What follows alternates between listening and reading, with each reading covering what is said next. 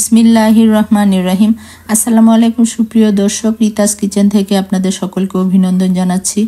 আজকে আপনাদের জন্য চিতই পিঠা কিভাবে নরম তুলতুলে এবং ছিদ্রযুক্ত তৈরি করা যায় এবং আমি এটাকে দুধে ভিজিয়ে আপনাদেরকে দেখাবো।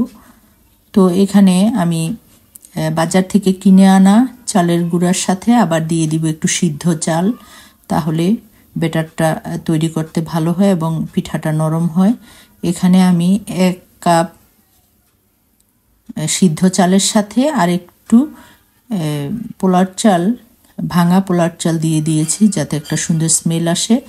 তো 1 কাপ চাল আমি দিয়েছি, দিয়ে একটু ভিজিয়ে রাখবো। আমি রাতে ভিজিয়ে সকালে আমি পিঠাটা তৈরি করব। সারা রাত্র ভিজে থাকবে, সমস্যা নেই। আপনারা চাইলে তার চেয়ে কম সময় 2-3 ঘন্টাও ভিজিয়ে করতে পারেন। ভিজিয়ে তারপরে আমি ভালোভাবে এটাকে মিশিয়ে নিয়ে ধুয়ে তারপরে ভিজিয়ে রাখবো। এখানে ভিজানো রাতে আমি ভিজিয়ে রাখলাম, সকালবেলা হলে ধুয়ে নিব। তারপরে দেখুন এই যে চালটা ভিজে একদম সুন্দর মতো হয়ে এসছে, এই যে ভিজে গেছে একদম সুন্দরভাবে। এখন আমি একটা গ্রাইন্ডার জগ নিয়ে জগের মধ্যে চালটা দিয়ে তারপরে কুসুম গরম পানি দিয়ে ব্লেন্ড করে নিব, অল্প সামান্য পানি দিয়ে, যাতে ব্যাটারটা ঘন হয়। যাদের মানে গ্রাইন্ডার ভালোভাবে স্মুথলি না মিশে যায়, একটু থাকে, তারা পাটায় বেটেও শিলপাটায়ও করতে পারেন। তো আমারটা সুন্দরভাবে হয়, ভালো গ্রাইন্ডার তো হয়ে গেছে। এখন এটার সাথে আমি দিয়ে দিব বাজার থেকে কিনে আনা চালের গুঁড়া, শুকনা যে চালের গুঁড়াটা, সেটা। এখানে 2 কাপ আমি চালের গুঁড়া দিয়েছি, 2 কাপ চালের গুঁড়া, আর ওখানে 1 কাপ ছিল, 3 কাপের মতো আমি পিঠা তৈরি করব। দিয়ে দিলাম 2 কাপ শুকনা চালের গুঁড়া, আর এখানে পরিমাণ মতো লবণ দিয়ে দিব।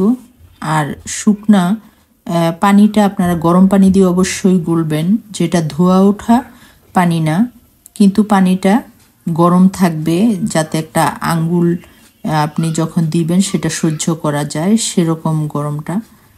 আর এখানে আমি দিয়ে দিব পরিমাণ মতো লবণ। লবণটা বুঝে দেওয়ার চেষ্টা করবেন, কারণ যখন খেজুরের গুড় দিয়ে করা হয়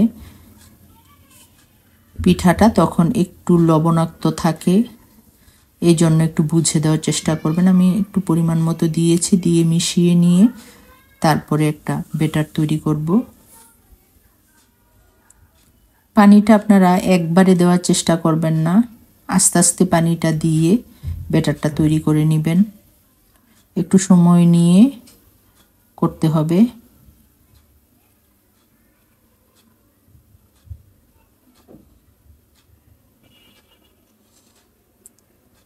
ভালোভাবে মিশিয়ে নিব।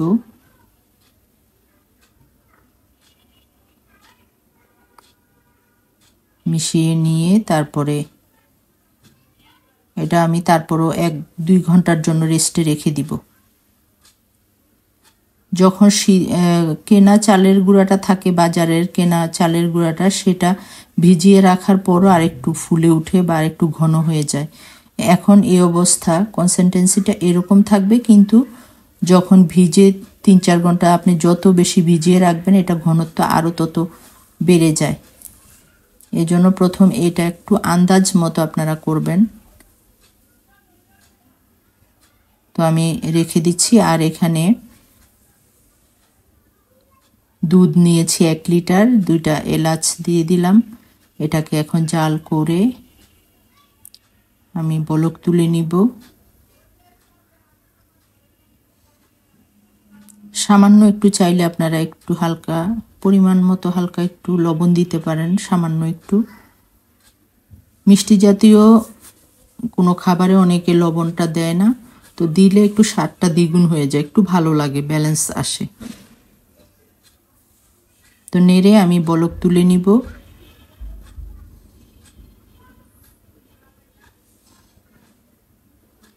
বলক উঠে উঠে গেছে প্রায় আমার। এখন অনেকেই বিভ্রান্তিতে পড়েন যে কিভাবে খেজুরের গুড়টাকে দিলে ছানা কেটে যায় বা ফেটে যায়। তো তাদের জন্য আমি বলছি, যদি গুড়টা পিওর থাকে তাহলে আপনার দুধ ছানা কাটবে না বা ফাটবে না। কিন্তু আপনি তারপরও অনেক সময় পড়ে যায়, একটু খারাপ গুড় পড়ে যায়, তখন আপনি কি করবেন, এই বলক উঠার পর চুলাটা নিভিয়ে দিবেন। তারপর আমারটা ভালো, একদম ভালো গুড়, তারপরও আপনাদের বোঝার জন্য আমি এই কাজটা করলাম। আপনারা চুলাটা বন্ধ করে দিবেন, বন্ধ করে তারপরে গুড়টাকে মিশিয়ে নেবেন, মিশিয়ে নিয়ে তারপরে ভালোভাবে আবার চুলাটা অন করে দিবেন। এখন মিশিয়ে নিচ্ছি আমি, আপনাদের মানে বোঝানোর জন্য আমি কাজটা করলাম। তো ভালোভাবে মিশিয়ে নিয়ে তারপর চুলাটা অন করে দিয়ে আবার একটা বলক তুলে আমি রেখে দিব ঢেকে। এখন নারকেল কোড়া দিয়ে দিলাম। এটা নারকেলটা আপনাদের পছন্দ মতো, কেউ নারকেল একটু কম বেশি খায়, তো নারকেলটা দিয়ে দিলাম। দিয়ে তারপরে এখন চুলাটা অন করে দিয়ে আমি বলক তুলে নিব।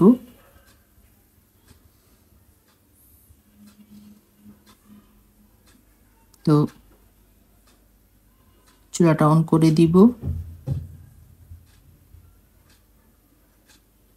আবার আরেকটু গুড় দিয়ে দিলাম আমি। গুড়টা আমার কাছে মনে হয়েছে একটু কম হয়েছে।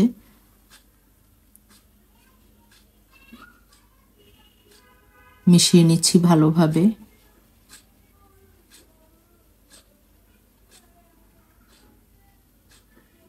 মেশানো হয়ে গেলে আমি চুলাটা অন করে দিচ্ছি। ভিডিওটা আমি স্কিপ করিনি। তো এখন চুলাটা অন করে দিয়ে তারপরে এই যে বলক তুলে এখন ঢেকে রেখে দিব। আর অন্যদিকে আমি চুলায় আমি ওই যে ছাঁচ পিঠা বানানোর, সেটা 3-4 ঘন্টা আগে থেকে আমি রেডি করে রেখেছি। এটা আপনারাও করবেন। চুলার আঁচটা একদম লো হিটে রেখে এখন এই যে ব্যাটারটা আগে দেখাচ্ছি, যে কনসিস্টেন্সিটা দেখুন এরকম, দেখুন আরও গাঢ় হয়েছে। এখন আমারটা 3-4 ঘন্টার মতো ছিল এরকম। এখন পিঠা বানানোর জন্য একদম পারফেক্ট রেডি ব্যাটার। এখন আমি বললাম যে 3-4 ঘন্টা আগে আমি একদম লো হিটে এই ছাঁচটাকে বসিয়ে রেখেছিলাম। এটা রেডি করে রাখবেন যখনই আপনি পিঠা বানাবেন, তার আগেই একটা টিস্যু দিয়ে সামান্য তেল টিস্যুতে লাগিয়ে আমি মুছে নিচ্ছি। মুছে চুলার আঁচটা একটু বাড়িয়ে দিব, দিয়ে একদম ভালোভাবে পিঠাটা যখন বানাবেন তখন ভালোভাবে এটাকে গরম করে নিতে হবে। একটু তেল দিয়ে ভালোভাবে লাগিয়ে নিচ্ছি। লাগানো হয়ে গেলে এখন চুলাটা আমি চুলার তাপটা একটু বাড়িয়ে দিব। বাড়িয়ে দিয়ে যখন একটু ধোঁয়া উঠবে তখন এর মধ্যে আমি একটু পানি ছিটিয়ে দিয়ে দিব। তাহলে পিঠাটা খুব সহজেই উঠে আসবে, ইজিভাবে আপনি পিঠাটাকে তুলে নিতে পারবেন।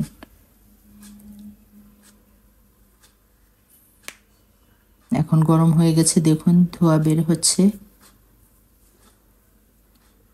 এখন একদম ছাঁচটা পিঠা বানানোর জন্য একদম রেডি।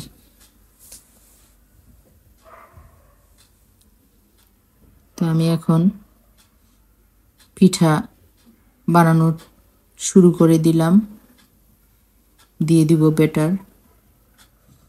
আমি ভিডিওটা বেশি একটা স্কিপ করিনি, আপনাদের বোঝার জন্য সম্পূর্ণ ভিডিওটা আপনারা ধৈর্য ধরে আপনারা যারা দেখবেন। দিয়ে দিচ্ছি।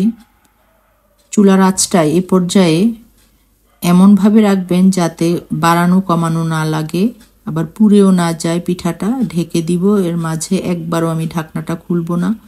2.5 থেকে 3 মিনিটের মতো ফিরে এসে যে দেখুন কিভাবে মাশাআল্লাহ ফুলে উঠেছে।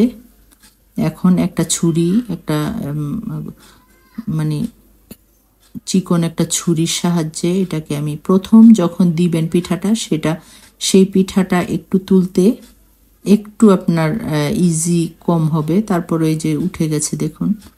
আর তার পরবর্তীতে যেগুলো দিবেন একদম সুন্দরভাবে উঠে যাবে। আমাদের মা চাচিরা যখন বানাতেন দেখতাম যে প্রথম পর্যায়ে যে কোনো পিঠাই সুন্দর হতো না, একটু কেমন যেন হতো।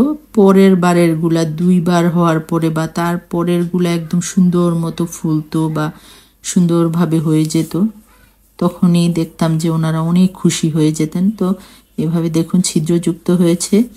তো আমি প্রথমটা একটু লাল করে নিয়েছি যাতে আমরা যে দেখুন ছিদ্রযুক্ত, যাতে আমরা একটু মচমচা, আমার আবার এটা পছন্দ মচমচা, একটু ভর্তা দিয়ে বা ঝোল দিয়ে, মাংসের ঝোল ঝোল দিয়ে খাওয়া যায়। এই যে লাল লাল করে এটা আমার একটু পছন্দ। আর ভিজানোটা একটু কম করে নিয়ে তারপরে ভিজিয়ে খেতে ওইটাও ভালো লাগে। তো একবার হয়ে গেছে, আমি আরেকবারও দেখিয়ে দিচ্ছি।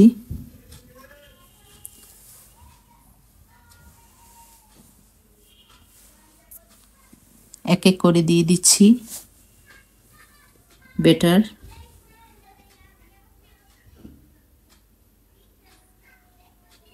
হয়ে গেলে একইভাবে আমি ঢেকে দিব 2.5-3 মিনিটের জন্য। চুলার আঁচটা বাড়ানো বা কমানো যাবে না, একই রকম থাকবে। মিডিয়াম থেকে একটু কমের দিকে রাখবেন। এখন ঢেকে দিব।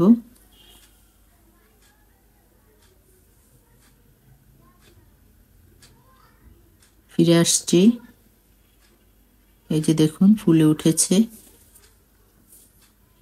এখন তুলে নিব এক এক করে।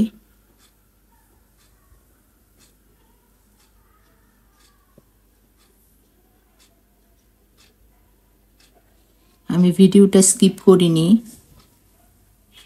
কিভাবে আমি করেছি কেটে কেটে দেখাইনি, বেশি একটা কাটিনি, একদম সুন্দরভাবে আপনাদের বোঝানোর স্বার্থে আমি এভাবে না কেটেই ভিডিওটা লং করে আপনাদেরকে দেখাচ্ছি। এই যে দেখুন উঠে যাচ্ছে।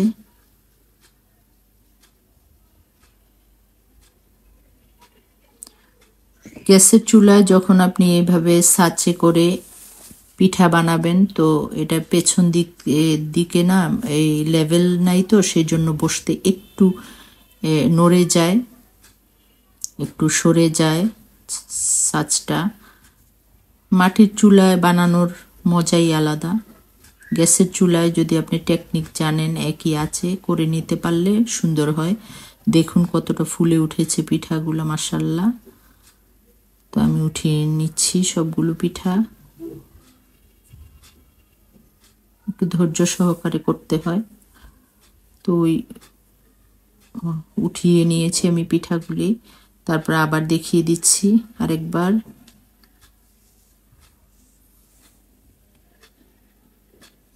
দিয়ে দিচ্ছি এক এক করে। বেটারটা যদি আপনার পারফেক্ট হয়, ঘনত্বটা বা কনসিস্টেন্সিটা যদি আপনার ঠিক মতো হয়, পিঠা সুন্দর হবে ইনশাল্লাহ, খুব সুন্দর হতে বাধ্য। যদি একটু টিপসগুলি ফলো করে পিঠা বানানো যায়, যে কোনো পিঠাই। তুলে নিচ্ছি আমি পিঠাগুলো।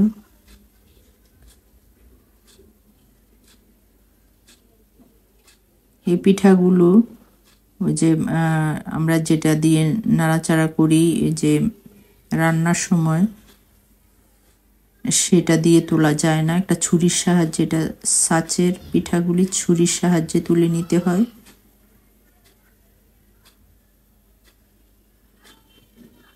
তো হয়ে গেছে আমার প্রায়। এখন এই পিঠাগুলিকে আমি যে দুধ আমি করেছি, সেই দুধে আমি গরম গরম বা হালকা গরম থাকতেই আমি ভিজিয়ে দিব।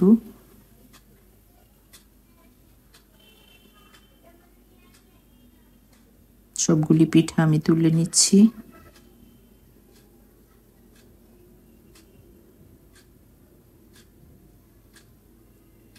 এক এক করে।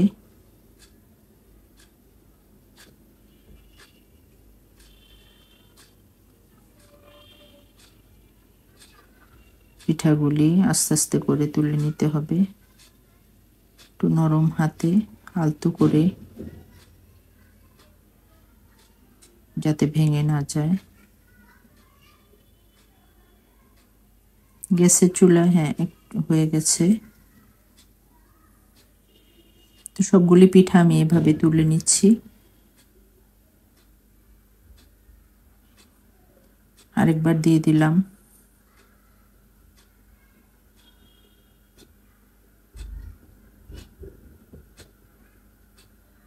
প্রায় শেষ পর্যায়ে পিঠা বানানো।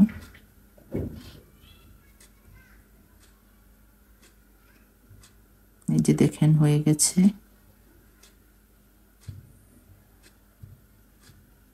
এবার আর কষ্ট করতে হবে না, মানে একবার দুইবার করার পরই দেখবেন যে দিবেন আর হয়ে যাবে, সময়ও লাগবে না, খুব কম সময়ে একদম হয়ে যাবে সব পিঠা। এই যে দেখুন দেওয়ার সাথে সাথে উঠে যায়। এগুলো আমি একটু কম লাল হয়েছে আমার, যেহেতু ভিজাবো।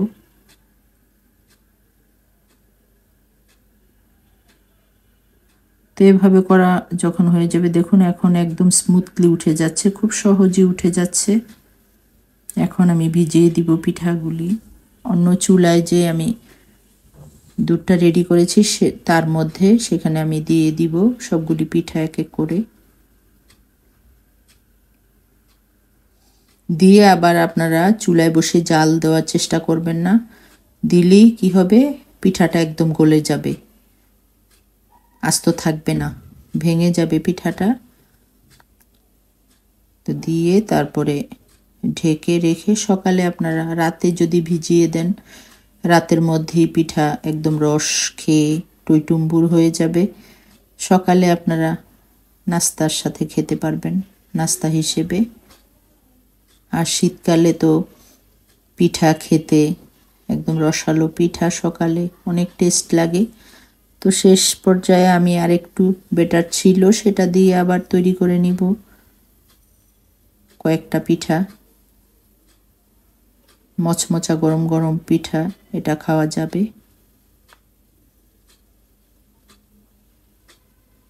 হয়ে গেছে আমার সবগুলো পিঠা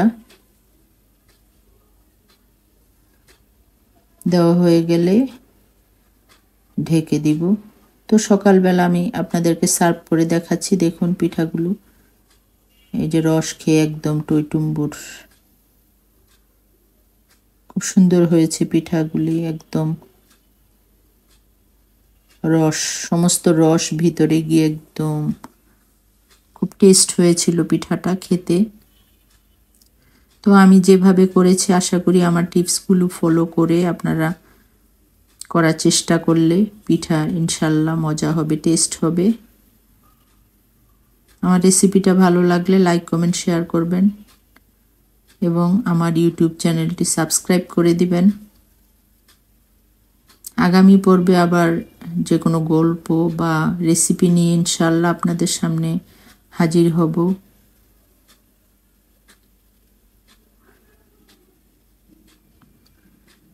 আমি একটু রস তুলে দিচ্ছি, রসের সাথে খেতে অনেক টেস্ট লাগে।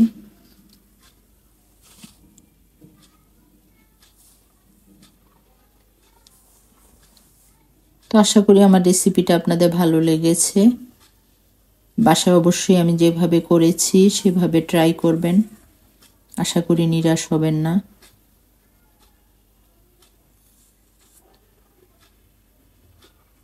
হয়ে গেছে দেখুন।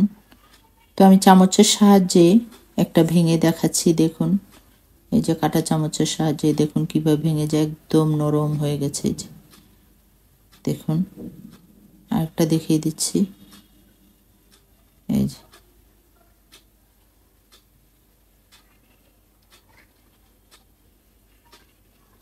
তো সবাই ভালো থাকবেন, সুস্থ থাকবেন, আমার জন্য দোয়া করবেন। সে পর্যন্ত আপনাদেরকে ধন্যবাদ জানাচ্ছি লং ভিডিওটা দেখার জন্য। তো সবাই সুস্থ থাকবেন, ভালো থাকবেন। আল্লাহ হাফেজ।